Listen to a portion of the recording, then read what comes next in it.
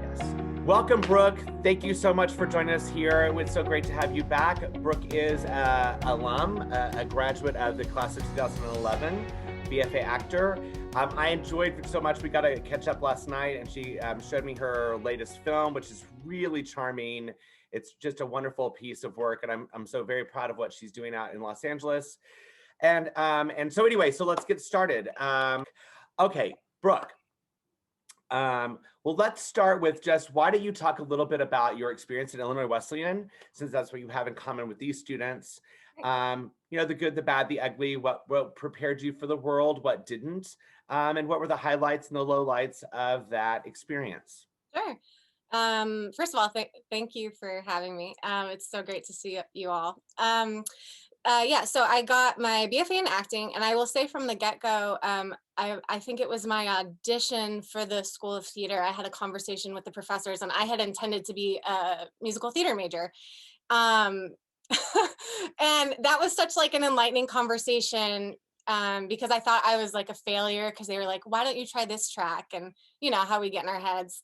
They were like, well, you can still be a BFA actor and have all this time acting, and then you can take dance classes and you can take music or voice lessons with Harold.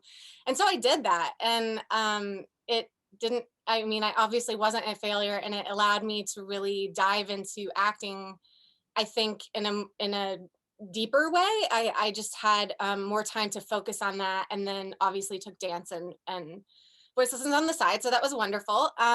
Let's see. And then that led me to being able to take like music theater workshop. Is that what it was called? Okay. Yes, that is. Yep.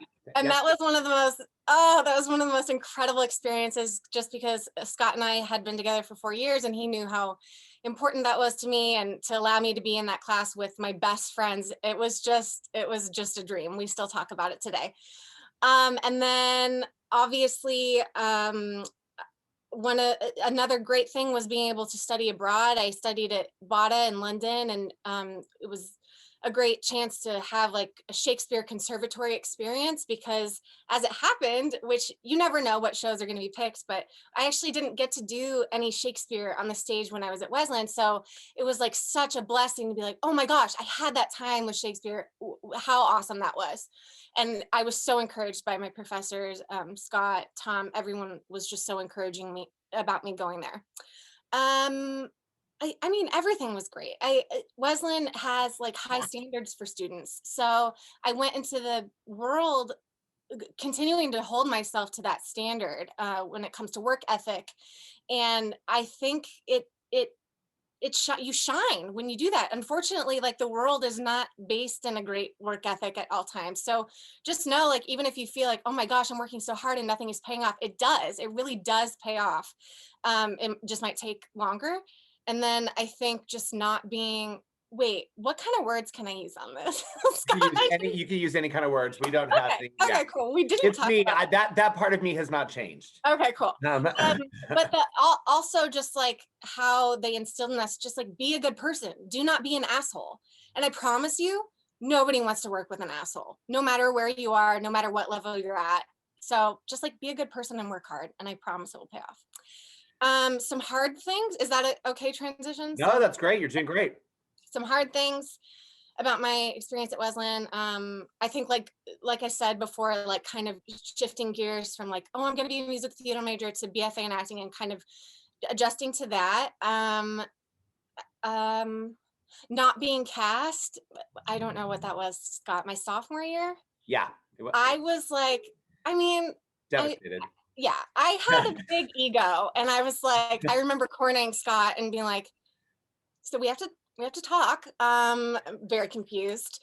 I just whatever. We all have to deal with our egos at so many times in our life. But that was a great learning opportunity. I got to work behind um, the set, and I think I was a spot up for that production, and got to work behind the scenes, which is just so important as an artist, to be able to be behind the now I'm like behind the camera and in front of the camera. It's just it it just brings a vast knowledge to the experience of being on set or on stage that is essential, I think. So it was fine. I got over it. It's fine.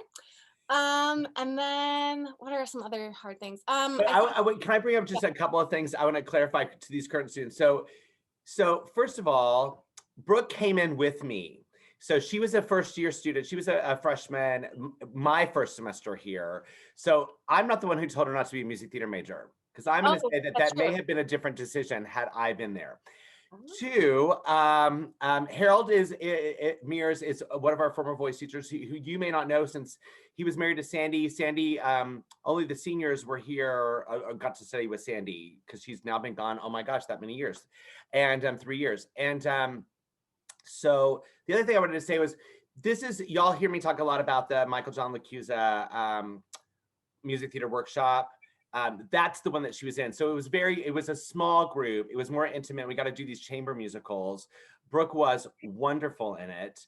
And it was a very charmed experience. I'm saying that only because they're currently in like a whirlwind, kamikaze crazy. We're doing a huge musical with COVID streaming and all this stuff. So her experience was a little bit more intimate, just letting y'all know. So if you go, wow, that's not the experience I'm having, that could be why. Um, that being said, I think it's really great that you bring up that about not being cast, because it certainly wasn't due to your talent. Brooke was extremely strong from the get-go as a BFA actor, had the full attention of the faculty when it came time for casting. She's right. We were, and for some strange reason, the 4 years that my first 4 years here and Brooke's 4 years, we didn't do any Shakespeare. It's the only time that's happened. It's a very strange event. However, we did get to do Trojan Women. So we did get to do a classic piece. That was your senior year, correct? yes. Yeah, okay. Okay, now I'm back. Back to you. Yeah. Yeah, that's all great. Sorry, just so many memories. Oh, I think another thing that's really important and you'll continue to learn about is like I had this idea of what life after school would be with like all my best friends. We're all gonna go to New York together or whatever. And people just change and the world changes. And even I won't go into details, but Scott knows like one of my best friends had to leave university for certain issues during school. So just, I think it was hard. You have an idea of what life is going to be, and just know that it will never be what you think ever. So I guess I got to experience that there. And then wait, one other thing. Oh, I forget the other thing. Okay. Well, let's go ahead and it'll come back to you if it's really important.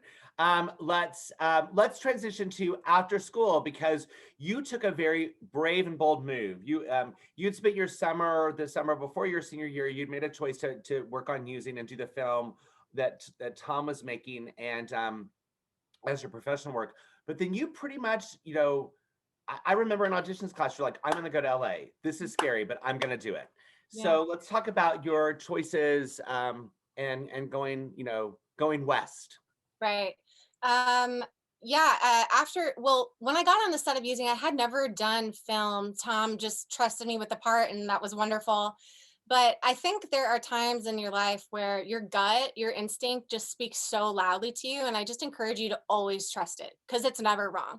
So the first time Tom called action, I can't describe it. It was like a spiritual experience. Like I know I sound woo-woo, I will multiple times, but like just chills through my body, like the heavens opening up and being like, this is it. Oh, oh shit, this is it. Okay. So then having to kind of reconfigure my brain, like, oh, I'm not going to go to New York with Melina and Andrew. I'm not. Okay, what does that mean? And I didn't know anyone in Los Angeles. And I had a job that summer after school. And for like 2 months, I made gas money as a host at Distill, basically. And then I was like, I'm out. I have to go. And I think when you're young like that, it's so great to have that bravery and courage, because I think the older you get, I don't know, the society like impounds on your brain. So like if you want to go somewhere, just go. And it doesn't matter where that is. It could be anywhere around the world. You will survive. You're smart people. You will figure out how to make money and you'll find a place to live. You'll find friends. Like I just say, just go, just do it. Yeah. Yes. Yeah. Yes, that is my mantra. But it was you and your mom just drove out to Los Angeles. I mean, I remember the conversation when you said, this is the date. This is when I'm going to do it. I literally remember us having that conversation. Yeah, and I had met a casting director through auditions class with Scott, who had contacted me 2 weeks before I was moving to LA, wanted me to audition for, what was that theater at the time? A theater in Chicago. It was a great theater at the time. I don't think it's around. Anyway, for a lead. And he was in TV and film too. And I was like, oh my God. I remember calling Scott and be like, wait, I can't go to LA. And he laughed at me. He's like, no, you can. You're going. Just tell him you're going to LA. And I did. And, he wished me well. He said that was so brave of me to go. And I just went. But, you know. And yes, and Matt, that was Matt Miller. And yeah, and he's a big fan of yours. So Yeah. And we since connected in Los Angeles. So, absolutely. Yeah. Yes, because I was like, you have a plan. We're not Detroit a plan right now. Yeah. It's too late. And we did hook you up with the few people that we could, and some of them were Wesley, and some of them were my people that I knew from other situations. But you did go out there bravely, kind of unknown. So what would you say were the biggest challenges early on, and what were the things that you wish you had known early on? Oh, I could write a book about that. I actually just wrote an article about it. Maybe I'll share it with you guys later for a film magazine. But what I think the most important thing about wherever you're going is find community immediately. And I had just come off, I have done improv most of my life now. So I knew that like, that's the thing, that's the place I can get into. So the week my mom and I drove out, we went to all the improv theaters and we were like, where can I get in first? And Second City gave me a job on the spot, let me skip the first levels and put me right in a conservatory. I was like, okay, great. And so I worked there for several years as a house manager, box office, performer. And so that became my community. And I'm telling you, like the people I met there the first day I was in LA or second day are still my best friends. So I encourage whatever community maybe it's a volunteering community or a church community. There are tons of theater groups out there. So whatever it is, I just think it can be an incredibly isolating situation unless you just kind of go for it. Yeah. Oh no. Is Scott frozen? Am I frozen? I think it's Scott. Good. This is great. I'm just gonna keep going. Let's see. So I drove out. Okay, and then I wish I would have basically, oh my God, I shouldn't say this, but I lied on my resume because I needed a job, I needed to pay my rent, and no one would hire me to wait tables because I had never done it. And then finally I was like, this is not rocket science. So I, made up my resume, called my best friend. I was like, you're a manager at this place that I used to work.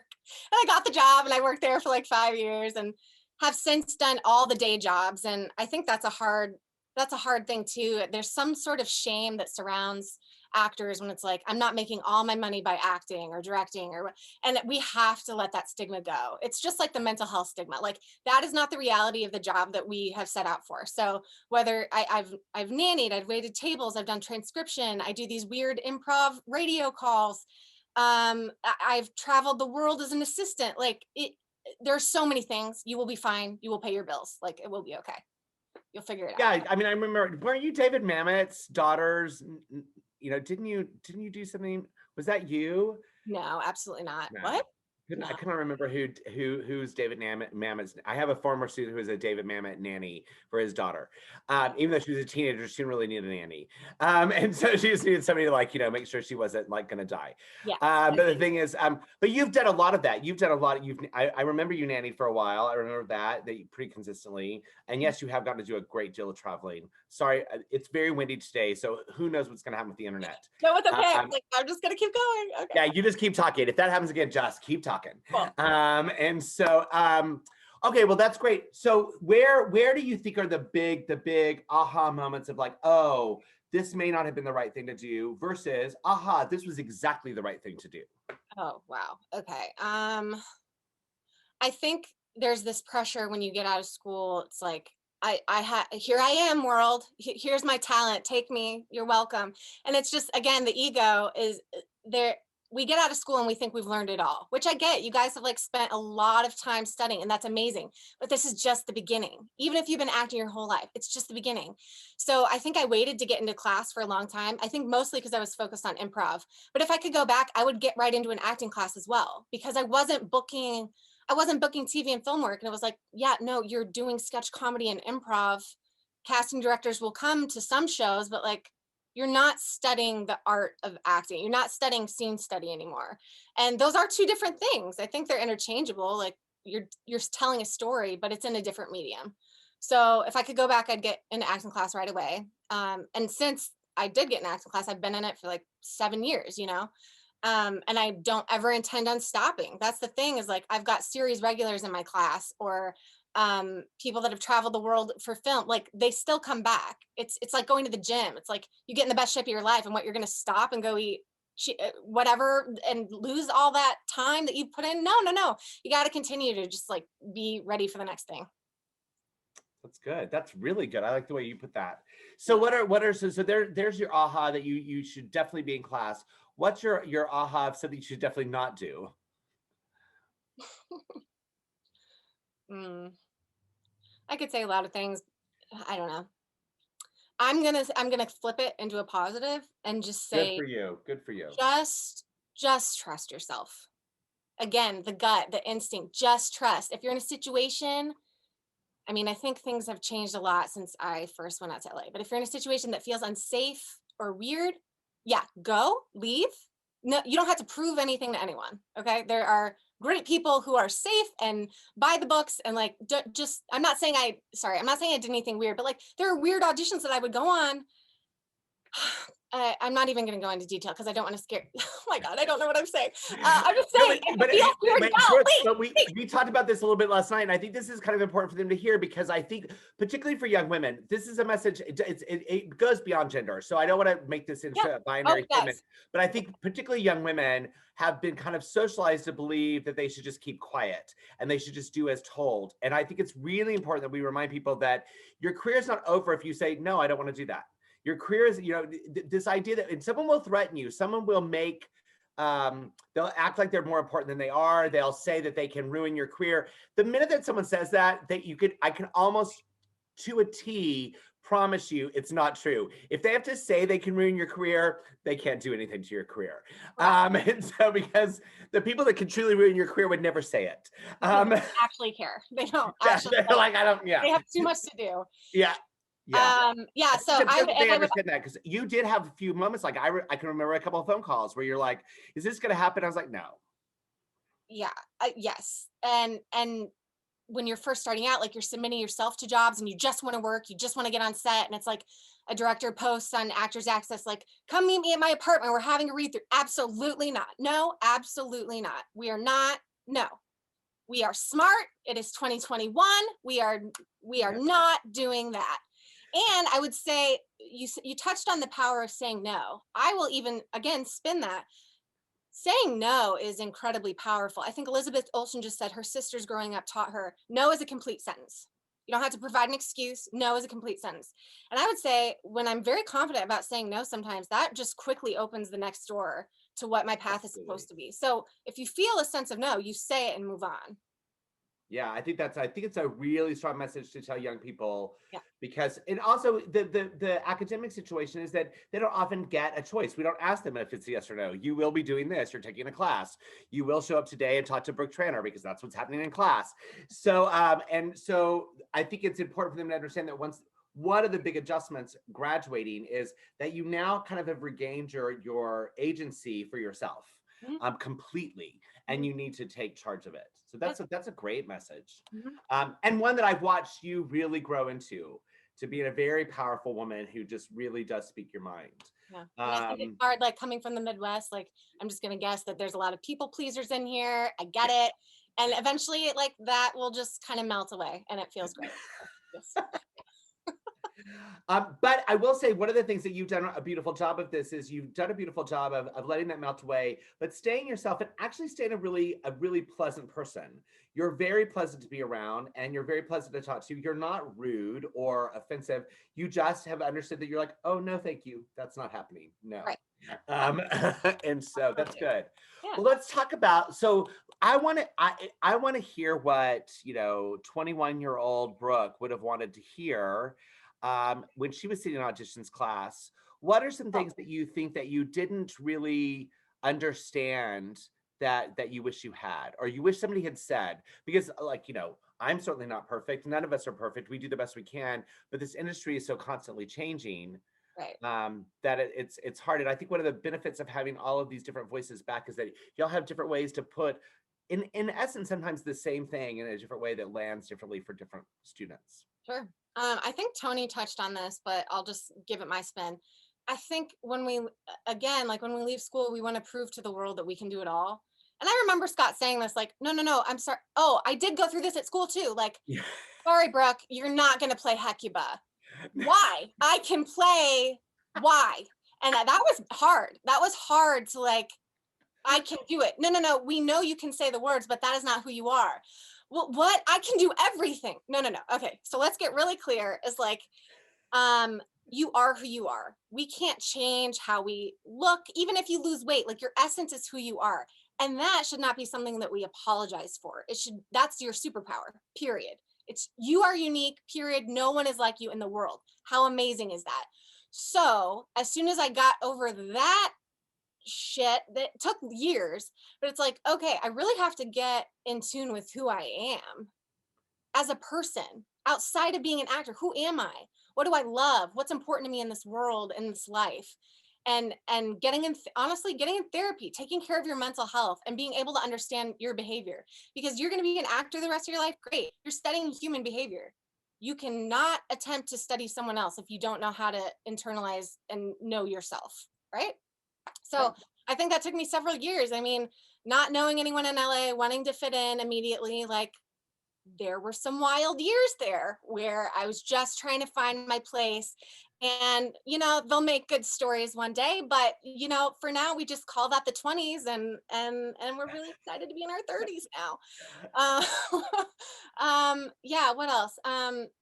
You know, it's okay to just take care of yourself and your life. There's an urgency when you move to wherever you are. Like, I got to get an agent. I got to get in SAG. I got to get in the unions. I got to book work. And it's like, take a deep breath. Do you have a roof over your head? Do you have food in your fridge, a job? Like, let's take care of those things first. It's part of the journey. So there should be no shame about like taking time to make sure you're living. That's important. I'm glad you brought up mental health, and I'm also glad you've been an advocate both for mental health, but also for eating disorder survivors. You've had a lot of things that you have touched on, and you love plants. But the thing is, the plant lady. But I will say, what? And I also know you're a person of faith. But I mean, the thing is that what are some things that you think are important about these kind of advocacies and kind of having these things that you can spend some time on that feel adjacent but don't feel directly, you know, related to pursuing an acting career or performance career? Okay. I just think I personally just think it's all connected. And we're at a time, I hope we're continuing to be in a time where walls are coming down, where we're not trying to, I mean, social media is a weird thing, I understand, but we're trying to just come behind, get from behind the curtain. What is truth? What is honesty?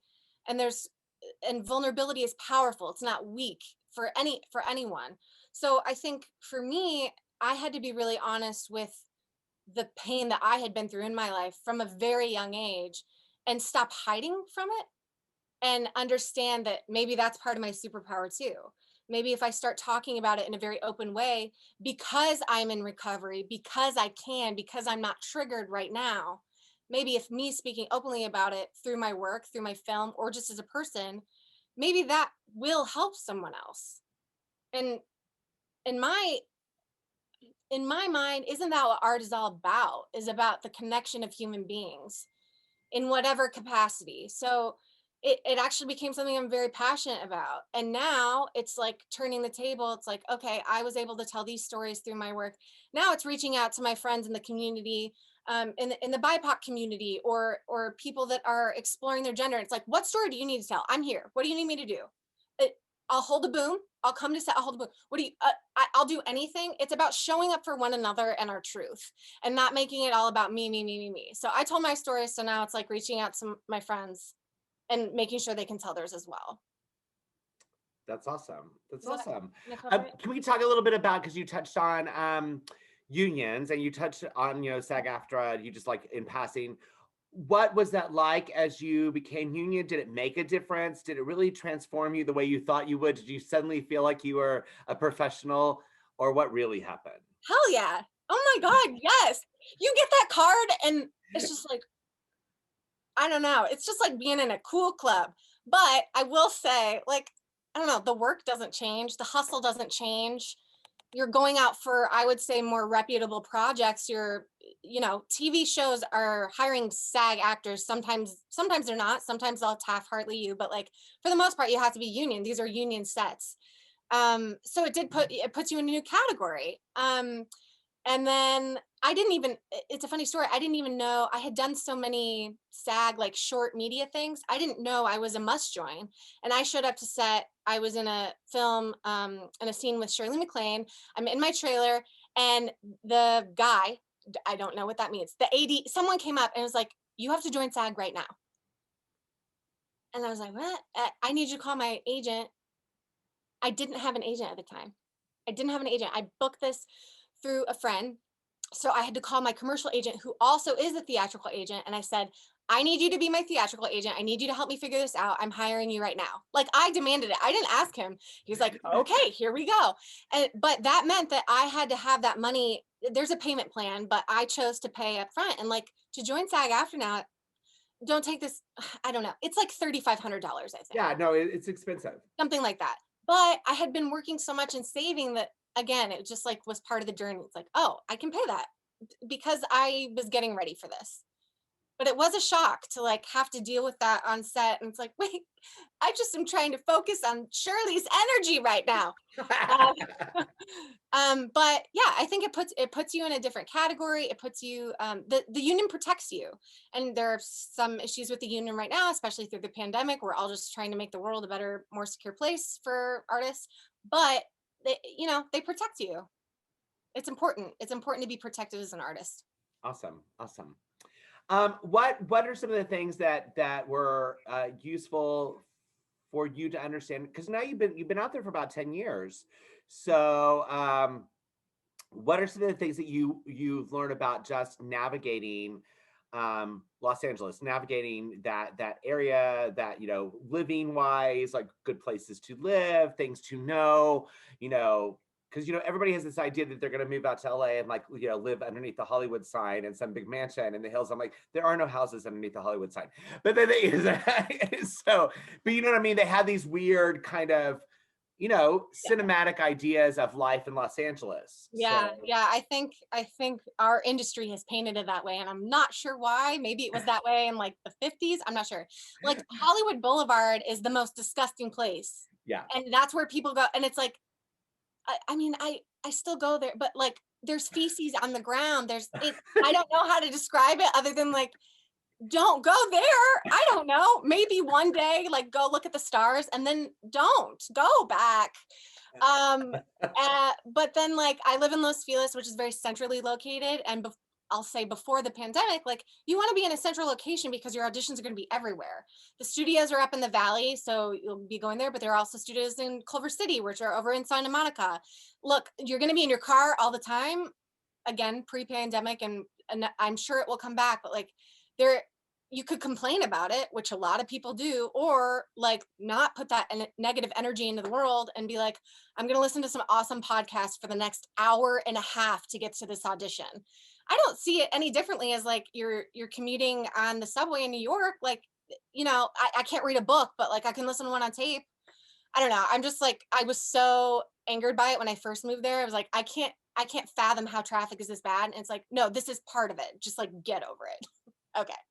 But then, there are certain neighborhoods that are much more expensive, and rent is hard right now in LA. There's a huge crisis of the homeless. I don't know. I just would always do your research. I'm hesitant to go on Craigslist to find places or really anything, but that's me. I know people have luck there. Um, but yeah, do your research. West Side Rentals is a great service to find apartments. You could take up a sublet if someone is like shooting somewhere else. That would be a great way to kind of get in there. But I love my neighborhood. It's really sacred to me, and I hope I never have to leave it. That's good. Yeah. I want to talk about how, because I think this is something I've watched you do very Oh, well. wait, can I say one more thing? No, absolutely not. Of course you can. Go You ahead. guys, I live in a studio apartment that is like smaller than my parents' living room. Like, you guys, and I know this happens in New York too, but just like, I don't know.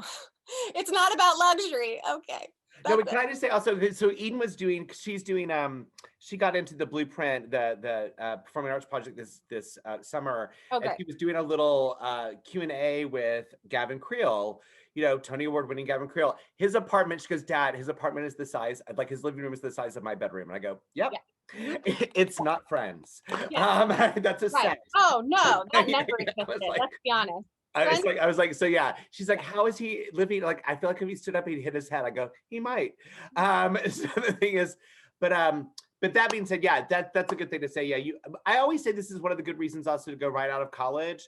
Yes, you're feeling like very in yourself and like you've been training and you're ready to go, but it's also you're used to these kind of impoverished living standards of living like in Happiness Hotel or like or like Blackstock, and therefore you're like, oh, this seems like a normal transition. Right. Sure. Versus sometimes going from your parents' living room to one of those is hard. Yeah. And a lot of people have to have roommates. I did for a second. That's a whole other story. And then I said, I'm never living with anyone again. So that meant smaller space, but I live alone. So that's the deal. Yeah. I wanted to talk about, okay, where was I going to go with this? Oh, I wanted to, oh, gosh, I'm we got sorry. off on that and then I forgot. Dadgummit. I wanted to talk a little bit about your ability. This was the thing that I said that I've seen in you that's been really, I think, something they should understand is your ability to maintain your friendships while pursuing your career, even though your best friends live halfway across the country. Mhm. I mean, because you maintain very close relationships to people who did go to New York or who did go to Chicago, even though you went and y'all were like bi-coastal, people still in the Midwest, and y'all your class has stayed really pretty close and fairly intact given your theater people and film. I mean, there's drama, and there was drama when y'all were students, and there's still drama, but y'all have stayed close.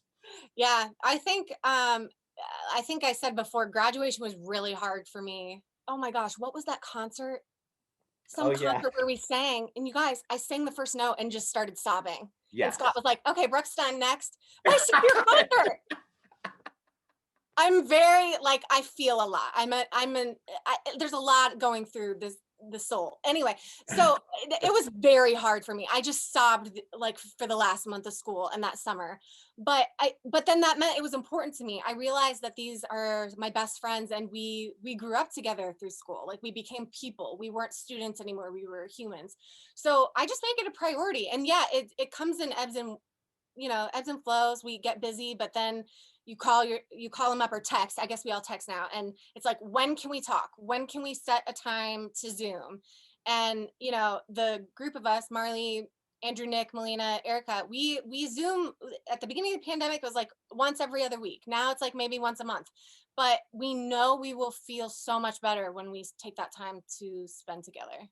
I actually got invited to one Zoom, so I felt very Yeah, privileged. this is good. And so, yeah, I will say it's really been fascinating to me. I think I say this to the students a lot, and I don't think they believe me, but I mean, I still am friends. I still am in contact and friends with people I went to undergraduate school with. There's something about that undergraduate experience when you're in theater, when you're in the arts, where you see yourselves kind of travel the journey, and they are the people often that will understand. Not always, but will understand that they'll get the survival job, they'll get the sacrifice of some creature comforts, because they're like, oh, I get it, I may have made a different choice and I may be doing something else now, but I understand that choice, and that's Yeah, the thing that I watch them decide to pursue and support. So I think it's important. yeah, I do. um okay, we have tons of time, so Oh, let's really? yeah, let's talk for about 10 more minutes. So what are some other things that you want to talk specifically, I would say, about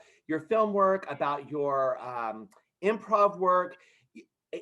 This is something that I think is going to happen. I'm going to say something that's, I don't know the best way to put this, but for the longest time there was a bias against pretty women doing comedy, right? There was this weird bias about, well, you're too pretty to be funny.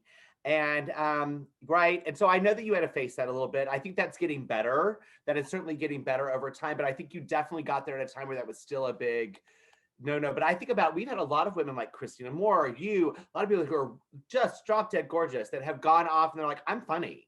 And like, so, and I refuse to not be funny just because you can't deal with it. Right. And so I want you to talk about that. And I want to talk about your, I want to talk about your latest projects too. Okay, cool. Yeah, totally. And I remember when I first moved to LA, I got really close to the casting director right away, and we're friends now. And she literally just looked at me and she's like, I can't wait until the world realizes that pretty women can be funny. And I don't think I actually took stock of that before she said it. And then I got in my head, I was like, oh, do people think I'm not funny? And spiral, spiral, spiral. But after school, I had to come, I talked to you about brand, and it's like, well, I'm not walking through the world. People aren't saying that I'm going to play like an 80-year-old woman who has, like, that's not who I am. That's not who I look like. That's not my essence. So I had to get really comfortable with who I was. But then in the comedy community, that's just different. It's also like, for many years, it's a white boy's world, right? And that's changing. Thank you, baby Jesus. But it's hard. It's hard. For me, I had to like be in the boys club for so long, which for me was fine because I'm still friends with so many of those men today, great men. But it's hard because you feel like you're playing at something. So I do think that's shifting, but I will say I had to own it, and I had to start making my own material. I hate the word content, so I'm going to try not to use it, but I say like my own art. I had to start showing people, okay, you're not sending, or my agents, like, you're sending me out for these secretary roles. Great, I can book those, but like, I can also be this badass funny chick over here, or this or that. And like, nobody's necessarily going to believe that until you show them you can do it. So that's when I started getting, and my acting coach hosts a film festival every year, and that's who kept like prodding me, like, you have to start making your own stuff. You have to start making your own stuff. And I got really defensive about it because I was like, I'm an actor. I stop calling me all these other things. Like, no, I'm not going to direct. No, I'm not going to write. Stop it. And I just had to embrace the fact that like being a storyteller can be so many different things. And look at my idols. Like Tina Fey doesn't give a fuck what anyone says. Like, she does it all. It's like, oh, great. Issa Rae, are you kidding me? Like, if we could all be so amazing. So I just like look to these women and people who've paved the way. And it's like, okay, they said I can do it. Like, I guess that gives me permission.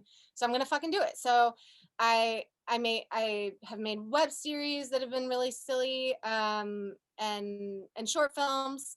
I've also done very dramatic short films. But I think, like, yeah, I don't know. I love comedy, so that's kind of where my heart lies. You're funny. Thanks. You are funny.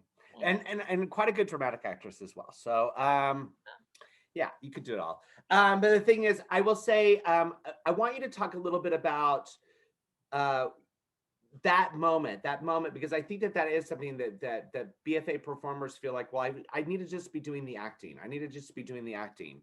But the truth of the matter is, whether it's about, you want to call it art or content or whatever, or material that you have to create, it is an environment where we have to create a lot of our own material to show people, particularly in the film industry. You and I had an interesting conversation last night about what's happening in commercial work and the expectations, how they've changed during COVID and how extreme they've gotten. And I think that might be a good thing to like finish this portion of what we're talking about with them, if you could share that a little bit. And then we'll go into Q&A because I know they've got tons of questions for you. Okay, great. So I think you guys are all like ahead of the curve, and I just want to encourage you to dive even deeper. Like, about technology, you know how to work iMovie. You can make a movie. You can make a movie on your phone. These phones have the best cameras in the history of technology. Like, do it. So then just do it. What story do you want to tell? What makes you shine? What makes your friends shine? What makes you laugh? Go film it. Go do it. And that's not an expectation. That's where it used to be like, wow, look at the Duplass brothers. They're like, okay, now everyone's doing it. So get over your fear. Like, you have to do it. And then even in the commercial world, like, the pandemic has changed everything. So I was telling Scott, like, I worked, and I don't want to, I'm not trying to diss like the commercial world or casting directors. They have our best interest. They are people that love us. They want us to book. But I spent 5 hours on a 30-second audition the other day because they essentially wanted you to shoot the entire commercial. So whereas you used to go into commercial auditions, you wait in the waiting room for, who knows, 5 minutes to an hour, depending on how busy they are. You get like 2 to 10 minutes in the room. Now it's the complete opposite. I'm spending, yeah, it's exhausting because I'm also doing it myself. Like, I don't live with anyone. So I'm the gaffer. I'm in costumes, I'm in makeup, I'm sweating as I put everything together. And it's like, oh my God, I have to go redo my makeup. What is happening? And then by the time you're actually doing the work, let's just get it over with. Like, I'm done. And it makes me sad because all that energy, in my opinion, should be going into the work. So I don't know moving forward what that's going to look like, but right now, man, girl needs a nap. You know what I mean? Like it's hard, but I mean, you also have the control over it. So if I would have flubbed a commercial audition and walked out of the room in real life and been like, damn it, like well, now I could film it 50 times until I get it perfect. So at least I'm not walking out of that being like, damn, I totally bombed it, you know? I don't know. There's positives and negatives to everything. That's awesome. Let's open this up. I went to gallery view so I can see all of your shining faces. Oh. Okay, they're not shining. Shine, please. But the thing is, and so let's see who wants to ask the first question. Brooke. Okay, Pearly Leaf is a senior BFA actor. Great. Hi, Pearly. Hi, Brooke. It's so nice to meet you. Thank you for talking to us. Thank you. My pleasure. So I think I'm like really interested in doing film rather than live theater. So I just wanted to know what's the best way to quote unquote break into that industry? Like, what do you need to do exactly to get an agent, a commercial agent? Like, how do you do that? Right. Awesome question, and I'm shocked I didn't talk about this first. So you're gonna hear this like for the rest of your career, and it's infuriating. Philip Seymour Hoffman used to say this all the time, and I think it takes a while to understand. It's all about the work, forever and always. So we can get caught up in like, I need an agent, or I need to join the union, or I need better headshots. Great, great, great. Yes, fine. But that will all come. That will all come when it's supposed to. Focus on the work. So my suggestion would be go to whatever market you want. And right now for film, that's many different places. That's New York, Atlanta, New Mexico, Los Angeles. I forget. Texas has great film right now. It could be so many different places. Chicago, obviously. So find where you want to go and just go. Just go. Even if you need to visit first, that's fine. Oh yeah, I moved to LA. I had never been there. Isn't that weird? Okay. Anyway, so just go and then reach out to people that you might know there, or start doing research. Like, what are the best on-camera classes? And I say just get into that as soon as you can. Like, obviously get a job, do what you have to do to be a person, but always go for the work. And the work leads to great reps. But if you don't have the work, the reps don't come. Does that make sense? I think so. So, will being in the classes, will people like see what you can do through there? Totally. I mean, the industry is so much smaller than we want to believe it is for some reason. The world is small. So, like, I don't know. I was in a class with someone 5 years ago. We got along really well. She's a great person. I'm a great person. We're doing great work. 3 years later, she calls me. She's like, my husband is directing this short film. I think you'd be perfect for the role. I send your stuff over, blah, blah, blah. I ended up getting cast in it. Then that film was so great that I was able to then use that and start targeting my list of agents I wanted to be with. That short film got me into the agent that I wanted to be with. I signed with her. So again, I know I can't give you step A, step B, step C, because that's not what our career is, right? Like, we're not trying to be a CEO of, I don't know, McDonald's, like that's not what our job is going to look like. But I can tell you, just like focus on the work and the other stuff comes, because the community is just so small. It's so small. I know that sounds silly, but it really is. It really is. Oh, I think that's Thank you really so good much. advice. Yeah. Okay, next, raise those hands. Zoe Mendoza is a junior BFA actor. Hey, Zoe. Hi. I was just curious how you find classes that like are legit, because I know there are some that like just want to like take your money. And then also second question, where you recommend like in LA is like, do you live like central LA in order to be able to reach all auditions, or is there like a specific spot that's better to live in LA? Does that make sense? Sure. Yeah. Okay. The first one. Oh yeah. Oh my gosh. Okay. So many scams out there. I would say don't ever say yes to anything without talking to someone you trust, whether that's a parent, a significant other, Scott, a friend that's in the business. And I won't say I've fallen for them, but I've gotten really close. There's just so many people that are predators out there, even not in classes. So other things too, So my thing is, get online. People are going to write reviews about acting classes. And if you see that it's a scam, that people are going to make that known. We have our fingertips are at the internet. So I would say just do your research, be smart about it. You're a smart person. You trust your instinct. If it doesn't seem right, it's not. And then I'm sorry, what was the next? It was about living central. Is that the Oh, best way to go? yeah. First of all, I say living central is best because you can get around more. But the reality is like live where you're happy. I know friends that have to be right off the beach. God bless them and their wallets that they can do that.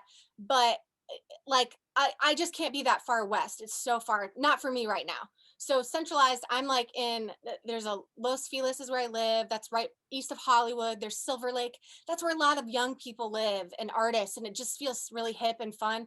And so that's what makes me happy. That's where I live.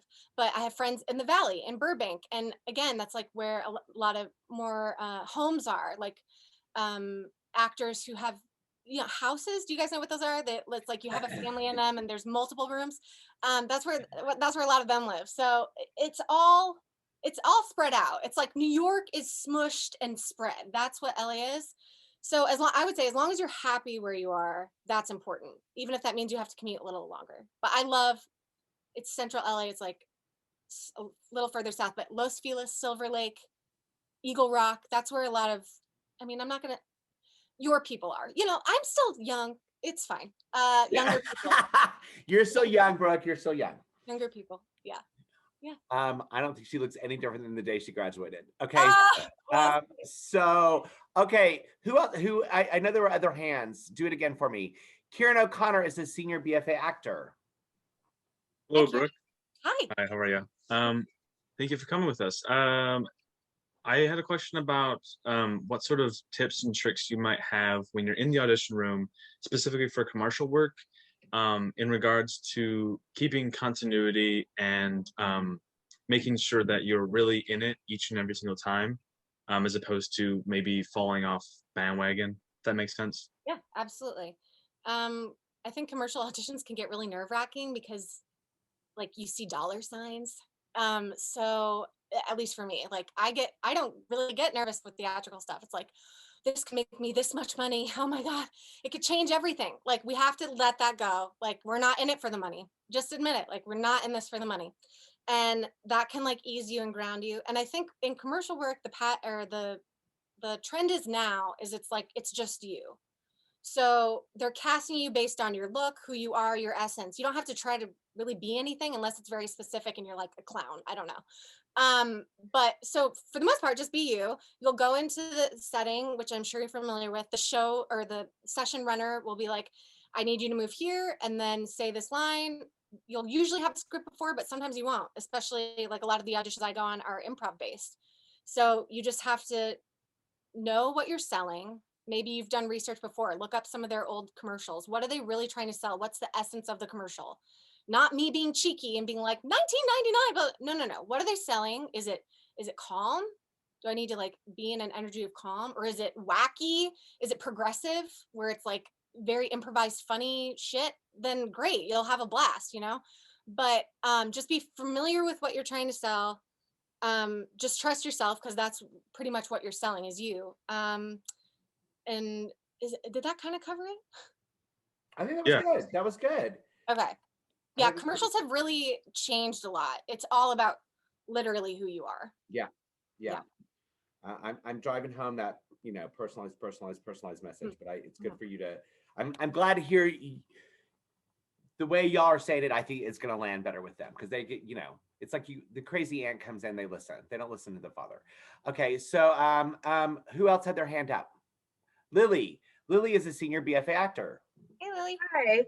I'm also interested in doing film. So like, what would this is kind of like a thing that kind of bothers me about the industry. I don't know if it's still true, but like how important are looks or stuff that like you can't necessarily control? Like for me, I'm insecure about like my height and some other like things about me that I might not be able to change. So like how do you go about that? Like is that even true that thinking Lily, about you're that? not going to be able to change your height. I know, that's what I'm saying. Like how important are those things? I just want to like, drive that home. Yes, you're so yeah, like how important are those things? Because I'm like so scared I'm gonna hear like, oh, you didn't get this because you're too short, you're not skinny enough, you're not this or that. Right, totally. Okay, so I share your thoughts and feelings. Just know that I still struggle with that. But I think we are on a curve that I am so fucking excited about, where real people are being embraced. Real people want to tune in to TV to see real people. I mean, Games of Thrones is amazing, and it's like Game of Thrones is amazing. Love seeing pretty people, but like it gets exhausting. Like, show me some real people. Okay, so I think you have that going to your advantage. So, and I say that to everyone here. And like I said before, like, you are so specifically unique. If you can find it and it takes work, it takes years. I've been through it.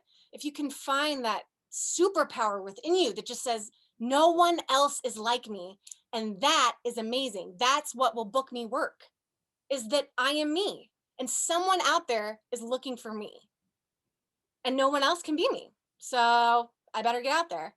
But insecurities will always, I think that's just being part of being human, but just keep working on yourself and your confidence. I think back in the day, like if you look back to film noir, like, yeah, women and men had to be a particular size and a particular height. I'm very tall. That was an insecurity I had forever, because if I go to test with a romantic lead and he's 5'4", and he has it, I will not be cast probably. But I think that's changing. I think we're seeing that. So really pay attention to films and TV where you're seeing real bodies portrayed in all different fashions, height, gender, everything. I think we're really exploring what it means to be human, and I hope that actually makes you excited. Good answer. Okay, I'm looking for hands. Okay, Julie Cosette is a junior BFA actor. Hey, Julie.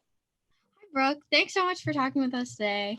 Pleasure. So I wanted to ask about, you talked about the importance of creating your own work, and I don't know, how do you even go about that? Because like, I feel like so many people are just like writing things or like making music, and it seems so easy, and I'm like, how do you even come up with that stuff? Okay. Is that a fair question? Do you understand what I'm saying? Yeah. Oh my gosh. I've been working. Okay. First of all, the pandemic, we've had all this time, right? I mean, you guys are in school, so not, So I was like, I'm going to write 5 feature films. I'm working on 2 pilots. I'm going to come out of this time and just, yeah, no. Writing is so hard. It's so hard because when we act, we're in front of the camera, our soul is there, and then that ends. Writing, your words are on the page, and that doesn't ever go anywhere. It's permanent, right? So I think first of all, take the stress out of it. If you write something, you actually are not obligated to ever show anyone. So you could just start writing things for yourself and never show anyone until it's an idea that you're like, oh wait, I should show Scott this. Like, I think this might be cool. And just get really in touch with the stories you want to tell. Even people who have made it, the ones that are succeeding are not sitting there thinking, okay, what will Fox buy from me? F that. Write what is in your heart and soul. What do you want to see on TV? Write that. What kind of short film or Instagram videos? Everyone's doing that now. What kind of stuff makes you laugh on Instagram or I'm sorry, TikTok? I forgot who I'm speaking with. What kind of stuff do you laugh at on TikTok? Okay, then ask yourself why. Why does that make me funny? Oh, she's really grounded in her comedy, or she's so crazy and weird. Okay, then let me find that about myself. I think just don't be so hard on yourself. Because I've had conversations with people that, like, A-list actors, like cover of Vogue, that are like, I don't know what to do next. I don't know. Am I going to get a job next month? I don't know. I'm down on myself. I don't know. Should I start writing? Like, I've had that conversation with people. So just know we're all human beings. We're all just trying to figure it out. And just kind of, I would start going in to see what kind of stories you want to tell. What's specific with Julie. Because no one else is going to tell your stories either. Remember that? Like, we're all so unique. No one here could actually write the same thing. How cool is that? So Brooke, unlike my other guests, Brooke and I had a little conversation last night, which was lovely because we just haven't had a lot of time to catch up over this last year.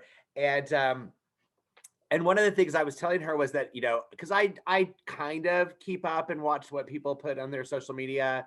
I'm purposely not Instagram friends with any of my current students I wait till I'll graduate, because y'all tend to put far more provocative and personal things on that than you do on I Facebook. am 'cause so glad we did not have that. yeah, Oh, I know. thank you. Well, the thing is, I can't even imagine your generation because just the things I would see on Facebook used to scandalize me. So the thing is, but now grandma's on Facebook, so it's pretty safe. Sure, But that's the thing is, I say this because Brooke traveled during the pandemic to her parents' home, and she took a train. And I found it fascinating. I found myself, it was like destination for me. Like during the day, when the day was going by, I was like, wait, has Brooke updated on her train with Pinky, her person that puts her bed down? And it was a funny thing that just really, I found very entertaining. Brooke puts a ton of content out there, and some of it I'm into and some of it I'm not. That's just normal. But the thing was, this was for some reason really caught my attention because there was something kind of romantic throwback, North by Northwest, and just that mid-century, which I know that Brooke, we share that common love of that era. And so, but it was her own spin on it. Like, this is not what I thought it was going to be. And I asked her about that last night, and she's like, "Oh, that's a screenplay.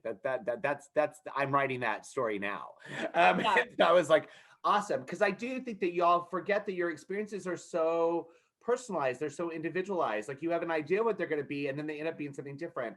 A lot of times, like, your own sense of humor is so different, your own perspective on the world is so different, and you kind of squash that. So I think this was really good advice, Brooke, that the way to unlock that creativity often is the same way we unlock it as an actor, which is to remember that we're the instrument, we are the thing, and that we have to start with ourselves. Yeah.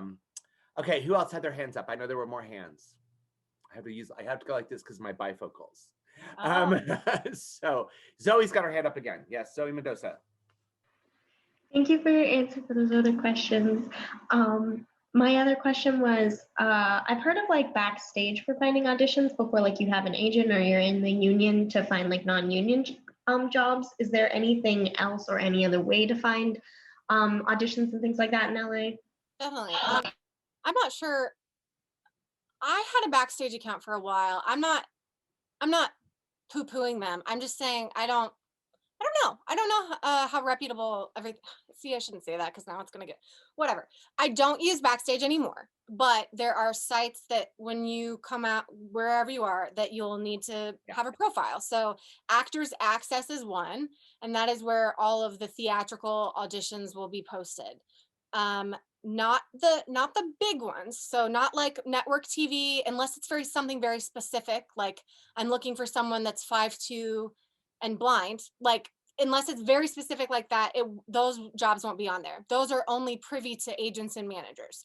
But when you first get out there, make a Actors Access profile and you can submit yourself to other jobs that are listed, whether it be a feature film, an indie, student film. There's a lot of universities around LA specifically, so you have a lot of up and coming filmmakers. And I've booked work on self submissions before. You just have, again, just like know yourself and what you're putting out there. And I'm not gonna, when I was 22, I shouldn't have been submitting for the 35-year-old mom. Like, why am I doing this? Just be aware of who you are. Oh, so Actors Access, casting networks, LA Casting is one, and then Casting Frontier, but that's pretty much commercials. But you can also submit yourself for commercials as well. Those are the industry standards right now, I think. Yeah. So, Thank you. do we have more questions? Good. So we have about 10 minutes left. So I'm going to ask, what's next for Brooke Trantor? You guys, this year has been so hard. I don't know. I'm actually at a really interesting transitional period in my personal life, my career, I think. I signed with all new reps, really great reps, right before the pandemic. And then that happened. So I've been auditioning consistently, virtually, obviously, but I'm excited to see what's next because we didn't really get to explore what that would look like together. But I just signed with a team in Atlanta, so I'm going out for Southeast stuff, New York stuff. So I'm excited by that. I want to keep making films. I don't know what that looks like. My latest film, Oh Baby, we were on the festival track we had just gotten into like an Oster qualifier. It was great. And then the pandemic happened. And the great thing about film festivals is you want to go and meet other filmmakers. That doesn't exactly happen on this kind of forum, you know, like you attend the film festival on your laptop and you're like, I guess maybe I'll email the filmmakers. I don't know. It's just a weird time.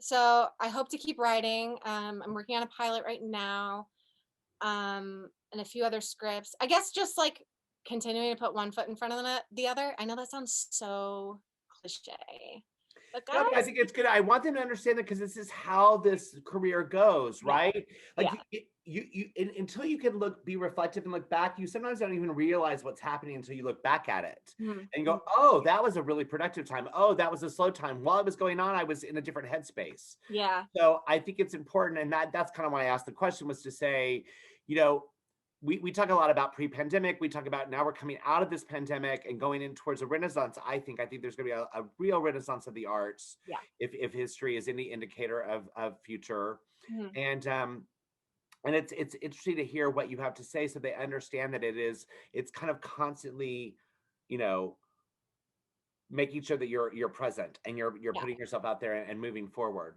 Right. Do you mind, what you sent me the link last night, can I share that on our private Facebook page with the class for Oh Baby? Yes, and then here's what I have to say. So this is super VIP, guys. It's a private link, like I can't share it. So what I'll do, Scott, are you gonna send it like out today? Well, I'm gonna do whatever you tell me to do. Okay, so what I can do is send you the link and I'll give you like 48 hours to watch. It's 10 minutes long. And then I'll have to change the link after like that 48 hours. Is that okay? Yeah, I think, because I want them to here's the deal. She's like, it's 10 minutes. I know you're super busy. That's never changed. That has been exactly how it was when she was a student as well. And I said, you know what, but it's 10 minutes. And so I watched it as soon as we got off the phone, and I was just so charmed by it that I watched it a second time.